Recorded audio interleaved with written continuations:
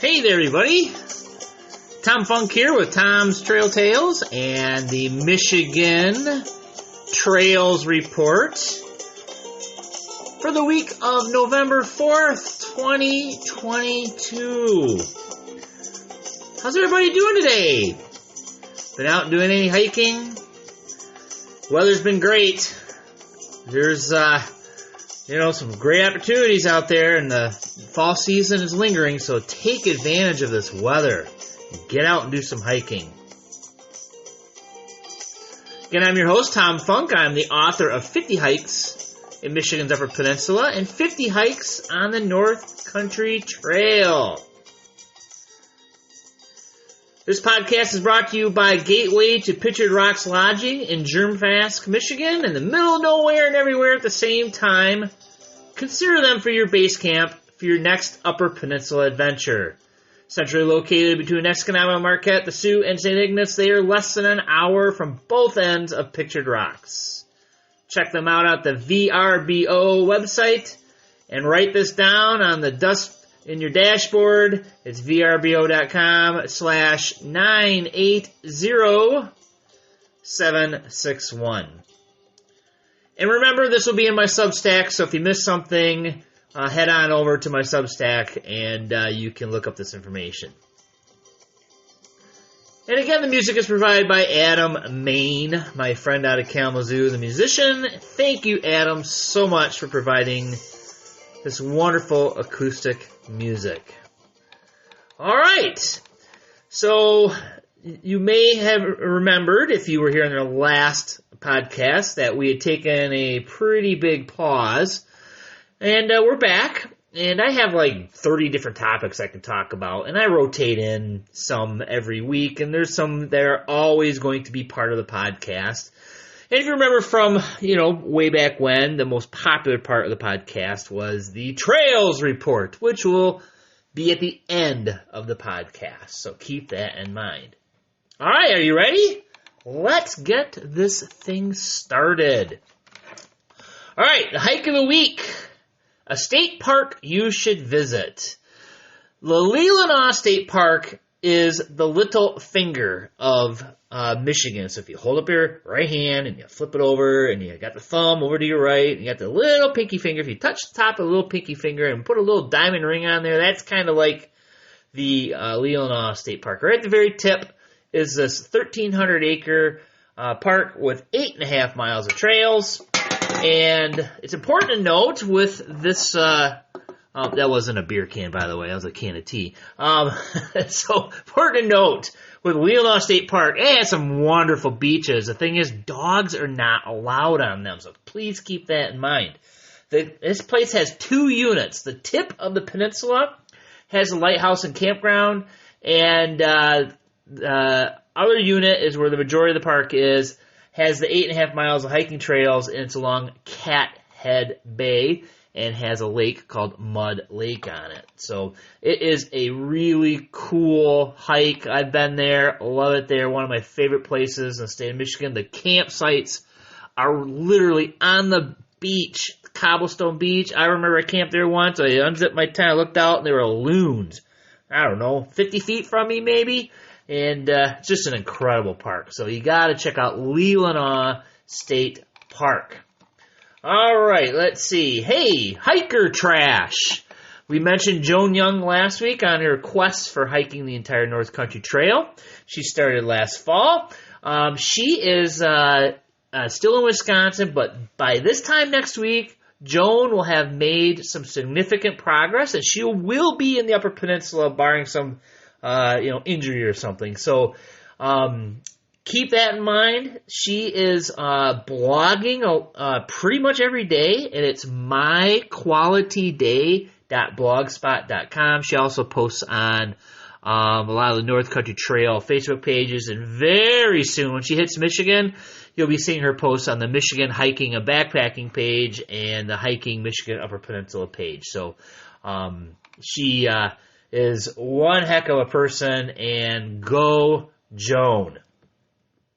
Would you like to recognize anybody? Visit my Patreon account for more information. Make a donation. Tell me who you want me to recognize, and we'll get them on the air. Tell me all about their accomplishments. All right, and a segment we have is Recipe of the Week, and I encourage you guys to, put something in the comments, send me a message in one of my various emails, Facebooks, whatever, and give me some ideas for Recipes of the Week, because I'm a very boring backpack cook. I will mention that I keep it simple. My dinners are usually macaroni and cheese. My breakfast is usually oatmeal and coffee and hot chocolate. My lunches are typically pita and summer sausage and some cheese. And that's pretty much what I eat. I don't have much variety. It's pretty boring. So I need your help. Please, send me some ideas. All right, trail conditions. Well, we are kind of in that wonky time of year where fall is still lingering and winter really hasn't started. Currently, no snow to report of. North Country trail users, keep in mind, here very shortly, some segments of the trail will be closed during firearm hunting season. One segment that is quite popular is in the Middleville area, southern Lower Michigan, it's part of the Thornapple Trail, and they close it for firearm deer season. Please keep this in mind that some of these properties that are privately owned, like the land conservancies, they will also allow hunting, and then they pretty much close it to hiking. So although my recommendation is to take a pause in hiking and give the hunters their 15 days so they can do their hunting without having to worry about hikers, if you do hike, call ahead or at least research if the property allows hunting or not. And of course, always wear hunter orange from October 1st to the end of March. All right, so not much going on with trail conditions. Once the snow starts flying, we will talk a little bit about snowmobile trails. Yeah, I know that most of you guys are, not motorized, but, I believe our sponsor has snowmobilers that stay there, so we will mention snowmobile trails. All right, so a segment that I do every once in a while is called Don't Do This, and it's basically a tragedy, something awful has happened, and it's a life lesson that we can learn from. And this one, usually they come from out west or different parts of the United States. This one actually happened in the Upper Peninsula. There was a tragic accident on M28, the Seney Stretch, when a car, and it had a kayak rack and a kayak on the rack, this kayak became dislodged and flew into the window of an oncoming vehicle, killing the driver. It was reported that the rack became loose, then the kayak became loose and flew out like a missile at the passing vehicle.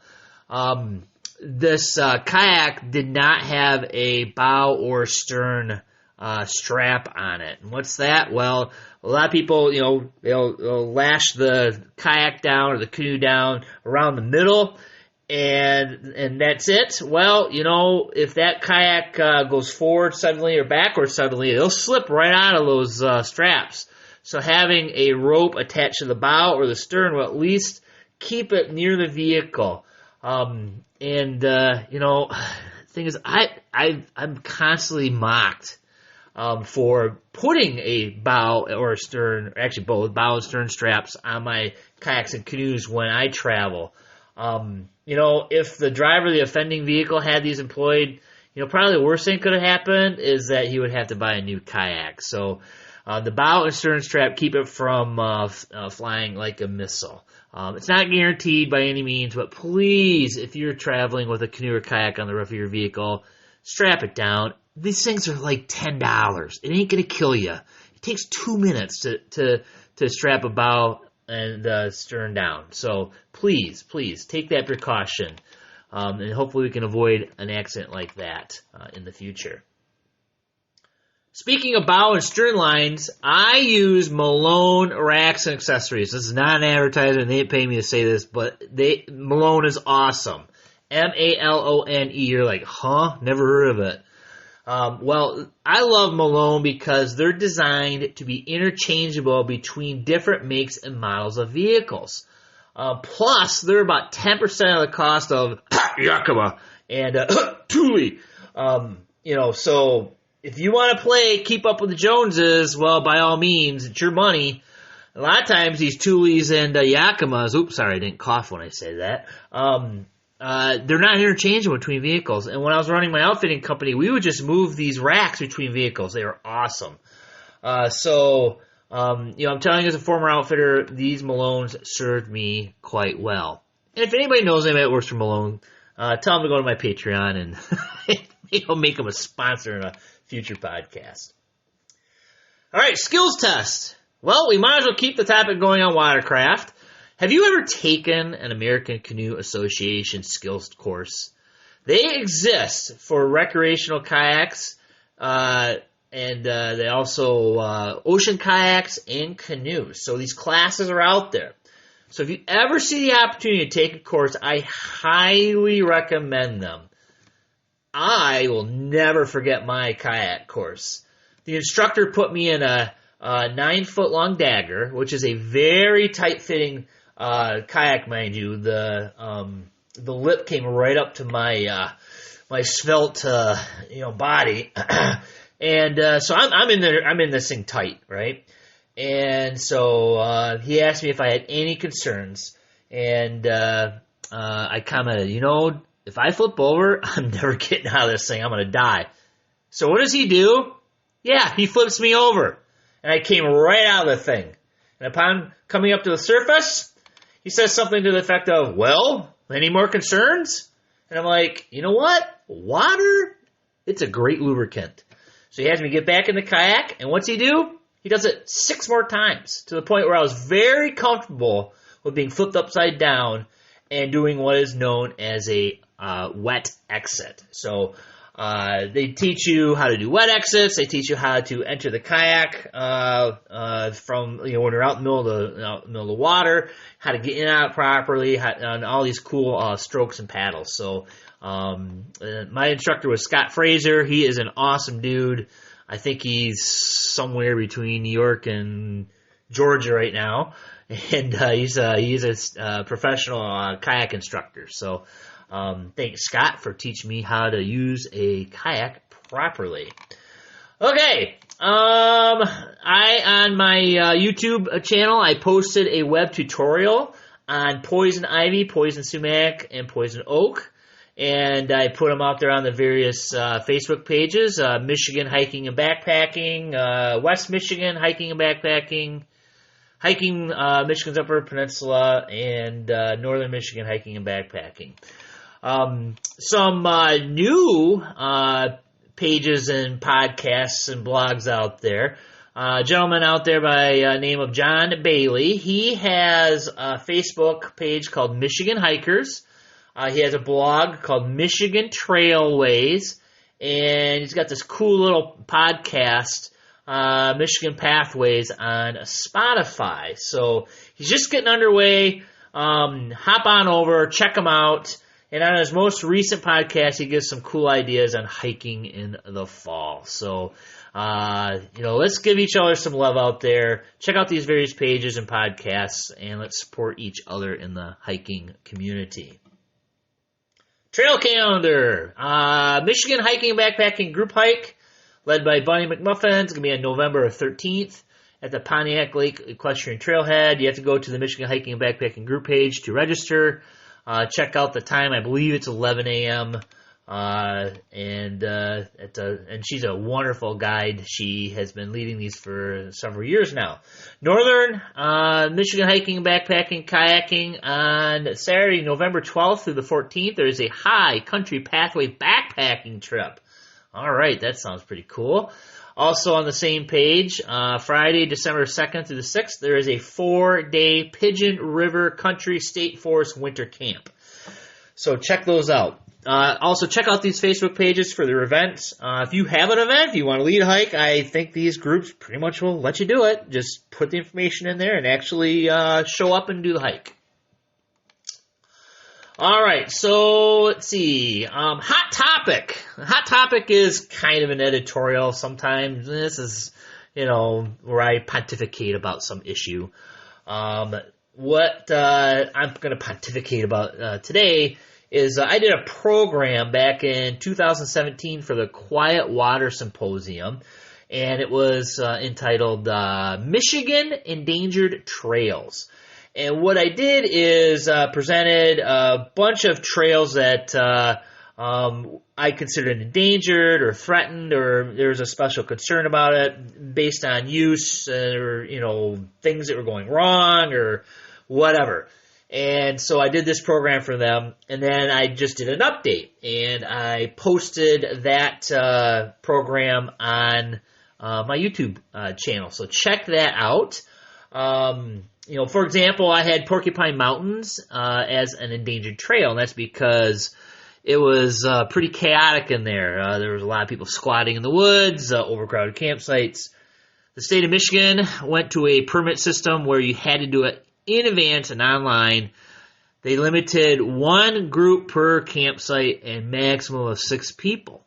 So this trail went from endangered down to special concern. So things seem to be under control there at Porcupine Mountain. So go on over there, check out the other trails. Before you do, maybe write down 4 or 5 of them that you think are endangered or threatened. And if you don't see one on there that you think is, let me know. And we'll see if I can do a little research and get them on the list and tell you a little bit more about them.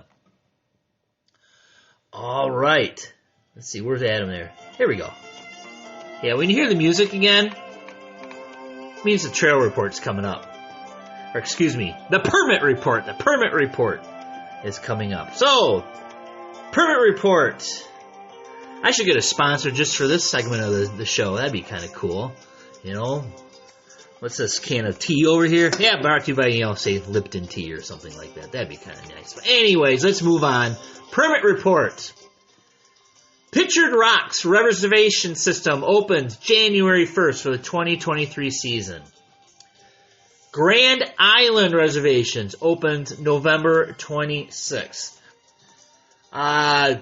Craig Lake backcountry sites are by reservation only starting in 2023. You can't just show up. So, now you know. You're ahead of the game. If anybody listening to this just heard that, you know more about this than the vast majority of other hikers, because this is something I kind of stumbled upon. Last week I misspoke and said you can make reservations for Porcupine Mountain backcountry sites all the way through October next year. Well, actually, I misspoke.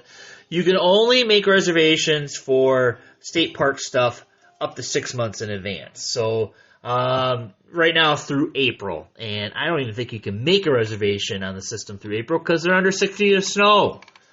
So, you could go snowshoeing, I guess, and camp in the snow, but I don't think they're taking them until probably late April or early May.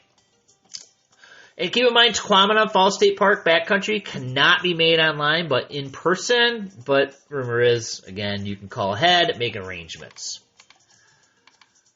Weather forecast, still above average. It's beautiful out. Couple days of rain here and there. Looks like a possibility of snow for Marquette coming up maybe not this weekend, but next. And for our Grand Rapids peeps, still above normal temps as well. Get out and hike.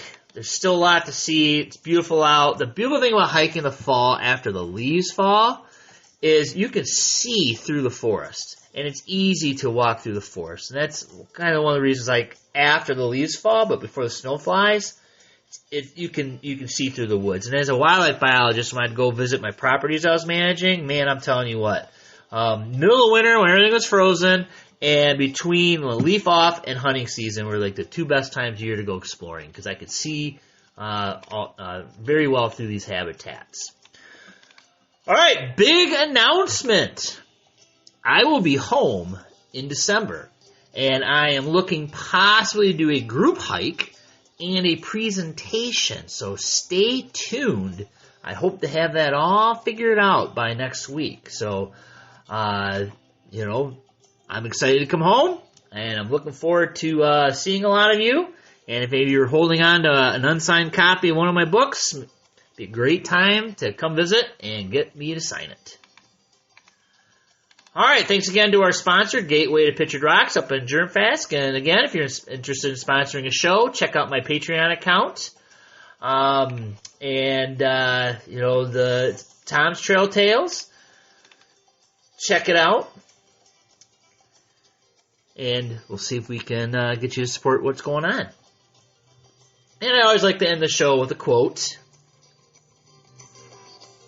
An unexamined life is not worth living. And that's by my good old pal Socrates. All right, thanks for joining us. Make sure to follow us on Facebook, Tom's Trail Tales, which covers the Great Lakes. Tom's Worldly Adventures, which covers the rest of the planet. I'm also on TikTok, YouTube, and Instagram. Tom's Worldly Adventures. Substack, I'm at thomasfunk.substack.com, and there is a thread of all my transcripts for my podcast there. If you're on all trails, look me up, Thomas Funk. My Patreon account is patreon.com/TomFunk, and that's funk with an E. All right, thanks a lot, you guys. Thanks to Adam Main for the music.